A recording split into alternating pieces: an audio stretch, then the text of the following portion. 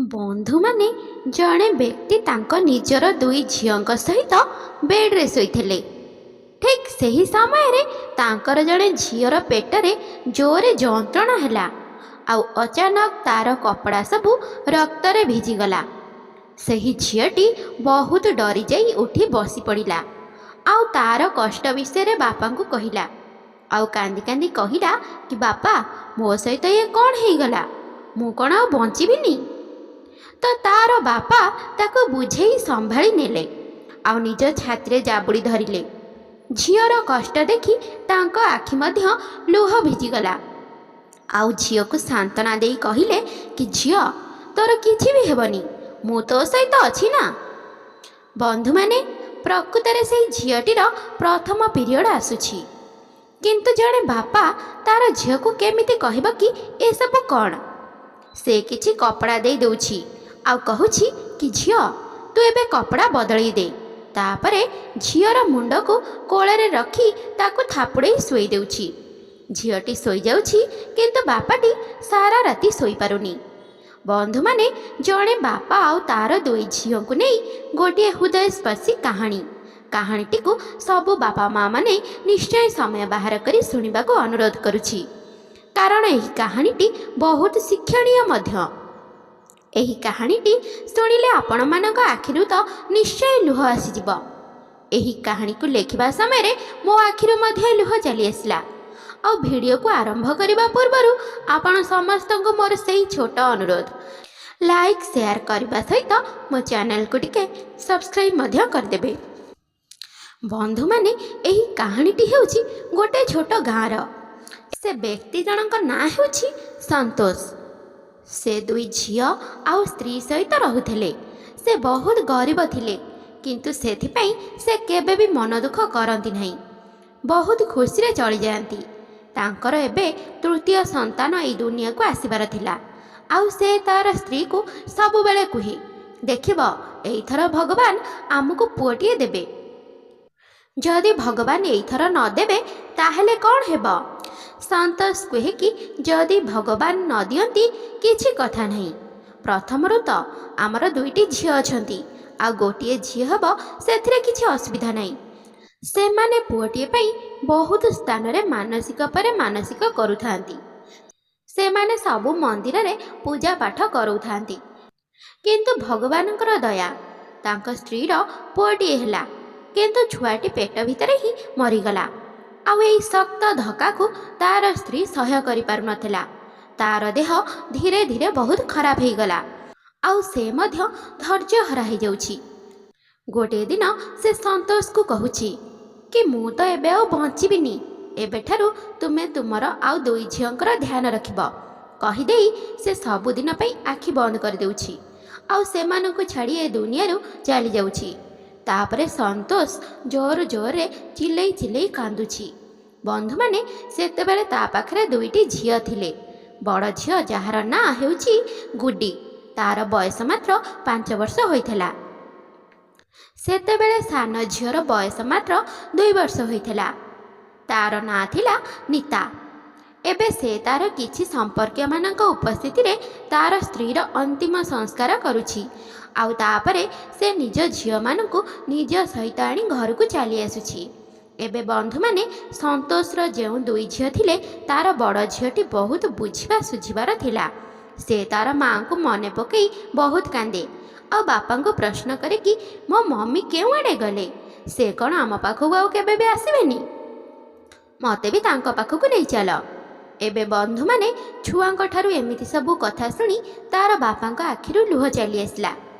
କିନ୍ତୁ ଛୁଆମାନଙ୍କ ପାଇଁ ସେ ନିଜର କୋହକୁ ଛାତିରେ ଜାକି ଦେଉଛି ଆଉ ଝିଅମାନଙ୍କୁ ବୁଝେଇ ଚୁପ୍ କରାଇ ଦେଉଛି। ବନ୍ଧୁମାନେ, କିଛି ସମ୍ପର୍କୀୟ ଦ୍ୱିତୀୟ ବିବାହ କରିବାକୁ କହୁଛନ୍ତି କି ତୋର ଆଗକୁ ଆହୁରି ଜୀବନ ପଡ଼ି ରହିଛି। ଛୁଆଙ୍କ ମୁଣ୍ଡ ଉପରୁ ମାଆର ଛାଇ ଉଠିଯାଇଛି। କିନ୍ତୁ ସନ୍ତୋଷ କୁହେ କି ମୋର ଦୁଇ ଝିଅଙ୍କ ପାଇଁ ମୁଁ ସାବତ ମା ଆଣିପାରିବିନି। ଯେ କେହି ବି ଆସିବେ ସେ ମୋ ଝିଅକୁ ହଇରାଣ କରିବେ, ଆଉ ସେଥିପାଇଁ ମୁଁ ଦ୍ୱିତୀୟ ବିବାହ କରିବାକୁ ଚାହୁଁନି। ସେ ଏବେ ନିଜେ ହିଁ ଝିଅମାନଙ୍କୁ ପାଳୁଛି ଆଉ ସେମାନଙ୍କର ବହୁତ ଭଲରେ ଧ୍ୟାନ ରଖୁଛି। ସେ ତ ଏମିତିରେ ବହୁତ ଗରିବ ଥିଲା। ମୂଲିଆ ମଜୁରୀ କାମ କରି ତାର ପରିବାରକୁ ଚଳାଉଥିଲା। କିନ୍ତୁ ସ୍ତ୍ରୀର ମୃତ୍ୟୁ ପରେ ତାର ସେହି ସବୁ କାମ ବନ୍ଦ ହୋଇଯାଇଛି। ତ ସେ ଏବେ ଘରେ ହିଁ କିଛି ପଶୁମାନଙ୍କୁ ଆଣି ପାଳୁଛି, ଆଉ ତାପରେ ଝିଅମାନଙ୍କ ସହିତ ରହିବାରେ ଲାଗୁଛି। ଆଉ ପଇସା ବେଶୀ ରୋଜଗାର ନ ହେବା କାରଣରୁ ଦୁଇ ଝିଅଙ୍କୁ ଆଉ ପଢ଼େଇ ପାରିଲା ନାହିଁ। ଯେଉଁ କିଛି ପଇସା ରୋଜଗାର ହେଉଥିଲା ସେଇଥିରେ ସେମାନେ ବହୁତ କଷ୍ଟରେ ଚଳି ଯାଉଥିଲେ। ଏମିତିରେ ଧୀରେ ଧୀରେ ସମୟ ବିତିବାରେ ଲାଗିଲା।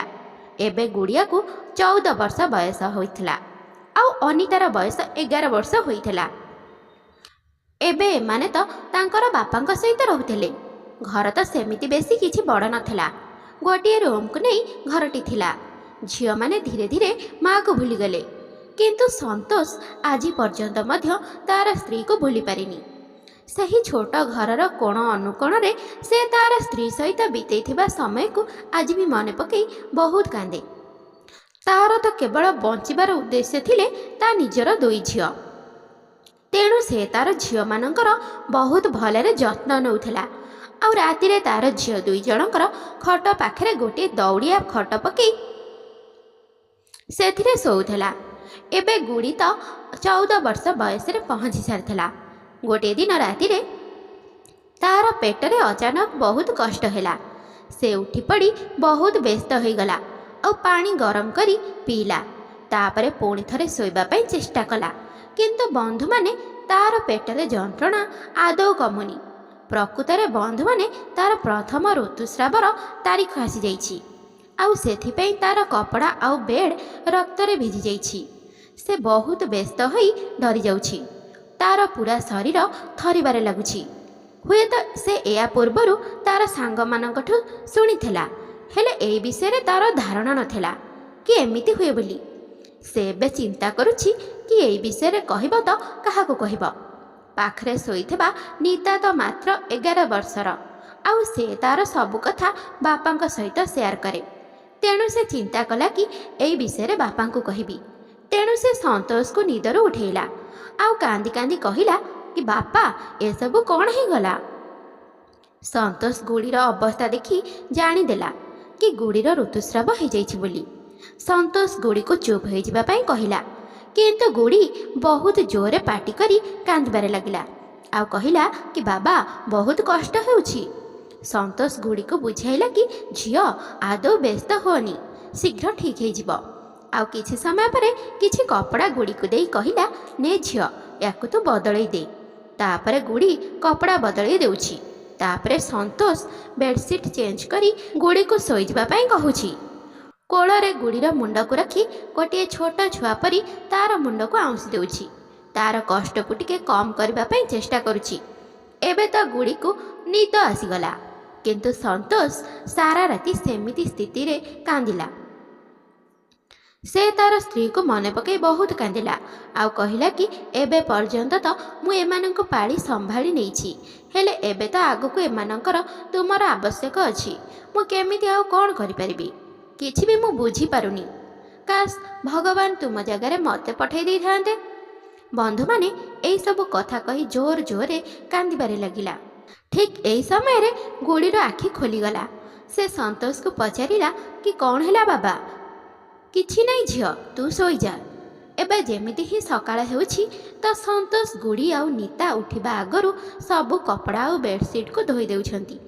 ଗୁଡ଼ି ଏବେ ଯେମିତି ହିଁ ଉଠୁଛି ତ ସନ୍ତୋଷକୁ ସେସବୁକୁ ସଫା କରିବାର ଦେଖି ପ୍ରଶ୍ନ କରୁଛି କି ବାବା, ତୁମେ କ'ଣ କରୁଛ?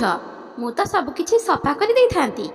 ତ ସନ୍ତୋଷ କହୁଛି କି କିଛି କଥା ନାହିଁ, ମୁଁ ଧୋଇ ଦେଉଛି। ତୋର ଦେହ ଭଲ ଲାଗୁନି ନା, ଏବେ ତୁ ଆରାମ କର। ଏବେ ଗୁଡ଼ିକୁ ଆଉ କିଛି କପଡ଼ା ଦେଇ କହୁଛି କି ଝିଅ, ଏବେ ତୁ ଗାଧେଇ ଏଇସବୁ ସଫା କପଡ଼ାକୁ ପିନ୍ଧିନେ। ତାପରେ ସେ ରୋଷେଇ କରିବାକୁ ଚାଲି ଯାଉଛି। ତାପରେ ଗୁଡ଼ି ସେଠାକୁ ଆସୁଛି, ଆଉ ସନ୍ତୋଷ ତାକୁ ପ୍ରଶ୍ନ କରୁଛି କି ମାରେ, ଏବେ ତତେ ଟିକେ ଭଲ ଲାଗୁଛି? ହେଲେ ବି ସେ କହୁଛି କି ତୁ ଏବେ ଆରାମ କର, କାଲିଠାରୁ ତୁ କାମ କରିବୁ। ଏବେ ନିତା ଯେମିତି ହିଁ ଦେଖୁଛି କି ବାବା ରୋଷେଇ କରୁଛନ୍ତି ତ ସେ କହୁଛି କି ବାବା, ତୁମେ କାହିଁକି ରୋଷେଇ କରୁଛ? ଦିଦି ତ କରେ, ସେ କରିଦେଇଥାନ୍ତା। ହେଲେ ସନ୍ତୋଷ କହୁଛି କି ତୋର କ'ଣ ଅସୁବିଧା ହେଉଛି? ତାର ଦେହ ଭଲ ନାହିଁ, ସେ ଟିକେ ଆରାମ କରୁ। ଗୁଡ଼ି କହୁଛି କି ସେ ତ ଆରାମରେ ଶୋଇ ରହିଛି, ତାର ତ କିଛି ଦେହ ଖରାପ ହେଇନି। ତା ବୁଝିବାରେ ତ ଦେହ ଖରାପ ମାନେ ଜ୍ୱର। ତ ସେ ତାର ମୁଣ୍ଡରେ ହାତ ରଖି କହୁଛି କି ନା ତ ଦିଦିର କିଛି ହେଇନି। କିନ୍ତୁ ସେ ବିଚାରା କ'ଣ ଜାଣିବ କି ଗୁଡ଼ି କେତେ ଯନ୍ତ୍ରଣାରେ ଅଛି। ସନ୍ତୋଷ ଏବେ ନିତା ଉପରେ ବିରକ୍ତ ହୋଇ କହୁଛି କି ତୁ ଚୁପଚାପ ଯାଇ ଗୁଡ଼ି ପାଖରେ ଯାଇ ବସ। ଏବେ ସନ୍ତୋଷ ସେମାନଙ୍କୁ ଏହା କହୁଛି କି ତୁମେ ଦୁଇଜଣ ନିଜର ଯତ୍ନ ନେଉଥିବ, ମୁଁ ଏବେ 2ରୁ 3 ଘଣ୍ଟା ଭିତରେ ମୁଁ ଘରକୁ ଫେରି ଆସିବି। ବନ୍ଧୁମାନେ ତାପରେ ସେ ନିଜେ ସାଇକେଲ ଧରି ତାର 7-8 କିଲୋମିଟର ଦୂରରେ ଥିବା ସମ୍ପର୍କୀୟଙ୍କ ପାଖକୁ ଗଲା।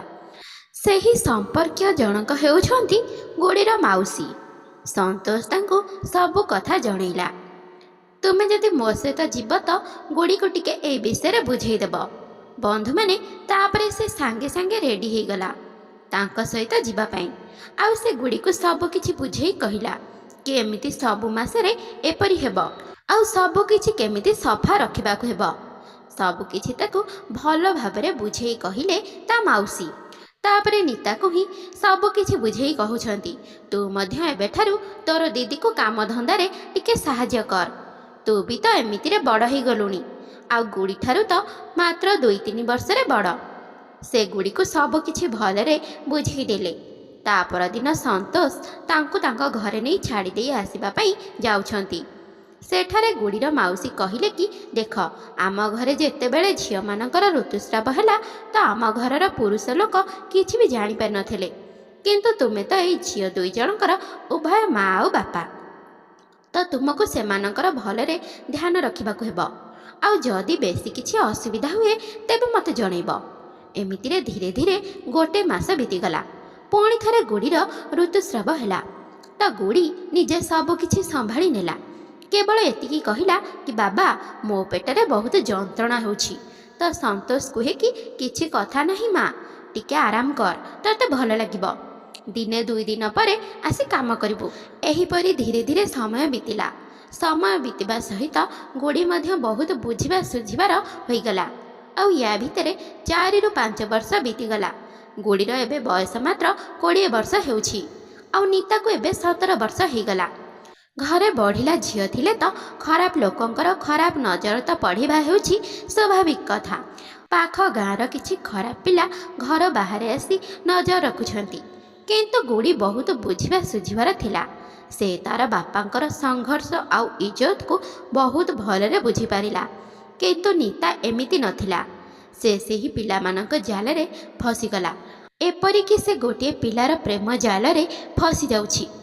ଗୁଡ଼ି ତାକୁ କହୁଛି କି ଆରେ ତୁ ଏ କ'ଣ କରୁଛୁ? କିନ୍ତୁ ନିତା ଗୁଡ଼ିକୁ କହିଦିଏ କି ଏଥିରେ ତୁ କାହିଁକି ଆପତ୍ତି କରୁଛୁ? ମୋ ଇଚ୍ଛା ମୁଁ ଯାହା ମୁଁ ସେୟା କରିବି, ଆଉ ତୁ ତୋର ଯେମିତି ଅଛୁ ସେମିତି ରହ। ଆଉ ତତେ ତ ବହୁତ ଇଜ୍ଜତର ଧ୍ୟାନ ରହୁଛି, ମୋର ଏଥିରେ କିଛି ବି ଫରକ ପଡ଼ୁନି। ମୋ ଜୀବନ ମୁଁ ଯାହା ଚାହିଁବି ତାହା କରିପାରିବି। ଗୁଡ଼ି ନିତାଠାରୁ ଏହିସବୁ କଥା ଶୁଣି ବହୁତ କାନ୍ଦୁଛି। ଆରେ ବାବା ଯଦି ଏହିସବୁ କଥା ଶୁଣି ନିଅନ୍ତି କି ଯଦି କେବେ ବି ସମାଜରେ ତୋର ବଦନାମୀ ହେଇଯିବ ତ ଟିକେ ଚିନ୍ତା କର ବାବାଙ୍କ ଉପରେ ଏହାର ପ୍ରଭାବ କ'ଣ ପଡ଼ିବ। ଆଉ ହଁ, ଯଦି ବାବାଙ୍କର କିଛି ହେଇଗଲା ତ ମୁଁ ବି ମୋ ଜୀବନ ହରେଇ ଦେବି। ତୁ ଏକା ରହି ତୋର ଏଇସବୁ କାମ କରୁଥିବୁ। ତୁ ମୋତେ ଆଉ ଏତେ ବେଶୀ ଜ୍ଞାନ ଦେନି। ମୋର ବି ବୁଝିବା ସୁଝିବାର ବୟସ ହେଇଗଲାଣି। ଆଉ ଯଦି ବେଶୀ ବକ୍ ବକ୍ କରିବୁ ତ ଦେଖ ମୁଁ ସେଇ ପିଲା ସହିତ ଗୋଟେ ଦିନ ପଳେଇବି। ଏବେ ଗୁଡ଼ି ନିତାଠାରୁ ଏହିସବୁ କଥା ଶୁଣି ଚୁପ୍ ହେଇଗଲା ଆଉ କାନ୍ଦିବାରେ ଲାଗିଲା। କାରଣ ନିତା ତାର କଥାକୁ ଆଦୌ ଶୁଣୁନଥିଲା, ମନ ଦୁଃଖ କରି ବସି ରହୁଥିଲା। ଏବେ ସନ୍ତୋଷ ବାହାରୁ ଯେତେବେଳେ ଘର ଭିତରକୁ ଆସିଲା ଓ ଗୁଡ଼ିକୁ ମନ ଦୁଃଖ କରି ବସିଥିବାର ଦେଖି ପ୍ରଶ୍ନ କଲା କି କ'ଣ ହେଲା ରେ ମା, ଏମିତି ମନ ଦୁଃଖ କରି କାହିଁ ବସିଛୁ? ଗୁଡ଼ି କହିଲା ନା ବାବା କିଛି ନାହିଁ। ପୁଣି ବାରମ୍ବାର ପଚାରିବା ଦ୍ୱାରା ଗୁଡ଼ି ସନ୍ତୋଷକୁ କହିଲା କି ବାବା ତୁମେ ନିତାର ବାହାଘର କରେଇ ଦିଅ। ସନ୍ତୋଷ ଆଶ୍ଚର୍ଯ୍ୟ ହୋଇ କହିଲା କି ଆରେ କ'ଣ କହୁଛୁ? ଯଦି ବାହାଘର ହେବ ତ ପ୍ରଥମେ ତୋର ହେବ, ଆଉ ନିତାର କାହିଁକି ହେବ? ଗୁଡ଼ି କହିଲା ନା ବାବା, ପ୍ରଥମେ ଯଦି ମୁଁ ବାହା ହେଇଯିବି ତେବେ ତୁମର ଧ୍ୟାନ କିଏ ରଖିବ, ଆଉ ଏଇ ଘରର କଥା କିଏ ସମ୍ଭାଳିବ? ତେଣୁ ତୁମେ ପ୍ରଥମେ ନିତାର ବାହାଘର କରେଇ ଦିଅ, ତାପରେ ଯାଇ ମୋ ବିଷୟରେ ଚିନ୍ତା କରିବ। ସନ୍ତୋଷ କହିଲା ହଉ ଠିକ୍ ଅଛି, ବାହାଘର ତ ହେବ, କିନ୍ତୁ ପ୍ରଥମେ ତୋର। ଆଉ ମୁଁ ବି ଭଲ ପୁଅଟିଏ ଖୋଜୁଛି, କିନ୍ତୁ ତୋ ପାଇଁ। ଗୁଡ଼ି କହିଲା ନା ବାବା, ପ୍ରଥମେ ନିତାର ବାହାଘର କରେଇ ଦିଅ। ପରଦିନ ସନ୍ତୋଷ ସବୁଦିନ ପରି ତାର ପଶୁମାନଙ୍କୁ ଚରେଇବା ପାଇଁ ବାହାରକୁ ନେଇଗଲା। ଆଉ ନିତା ଏପଟେ ତାର କାମ ଆରମ୍ଭ କରିଦେଲା।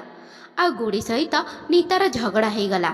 ତ ଗୁଡ଼ି କହିଲା କି ହଉ ଠିକ୍ ଅଛି, ତେବେ ତୁ ସେଇ ପିଲାକୁ ମୋ ପାଖକୁ ଡାକ, ଆଉ ମୁଁ ତାକୁ ବୁଝେଇବି ଯଦି ତୋତେ ବାହାଘର ହେବାକୁ ସେ କହିଦିଏ ତେବେ ପ୍ରଥମେ ତୋର ବାହାଘର ମୁଁ କରିଦେବି।